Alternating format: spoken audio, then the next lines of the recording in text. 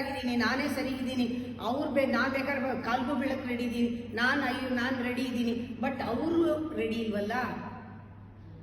ನನಗೇನು ಪ್ರಾಬ್ಲಮ್ ಇಲ್ಲ, ನಾನು ಆರಾಮಾಗಿದ್ದೀನಿ ಅವ್ರ ಜೊತೆಗೆ. ಅವ್ರು ಸರಿ ಇಲ್ವಲ್ಲ.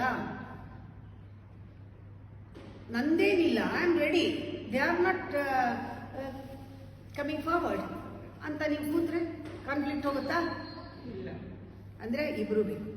ಯಾಕೆ ಫಾರ್ ಎಕ್ಸಾಂಪಲ್ ನಮ್ಮ ಮಕ್ಕಳಿಗೆ ಹೇಳ್ತೀವಿ, ಇವತ್ತು ಟೆನ್ನಿಸ್ ಇಲ್ಲ, ಪ್ರಾಕ್ಟೀಸ್ ಮಾಡ್ಕೊ. ಆ ಕಡೆ ಯಾವಿಲ್ಲ, ನೀನು ಆಡಕ್ ಬಾ, ನನಗೆ ಪುರ್ಸೊತ್ತಿಲ್ಲ, ಗೋಡೆ ಹೊಡಿತಾರೆ. ದಟ್ಸ್ ಹೌ ನಾವು ಮಕ್ಕಳಿಗೆ ಹೇಳೋದಲ್ಲ. ಗೋಡೆ ಹೊಡೆದು ಪ್ರಾಕ್ಟೀಸ್ ಮಾಡು. ನಾಳೆ ಗೋಡೆ ಹೊಡೆದು ಪ್ರಾಕ್ಟೀಸ್ ಮಾಡೋನು ಗೇಮ್ ಆಡಬೇಕು. ಗೇಮ್ನಲ್ಲಿ ಆ ಕಡೆ ಇರೋದು ಗೋಡೆ ಅಲ್ಲ, ಆ ಕಡೆ ಇರೋರು ಇನ್ನೊಬ್ಬ.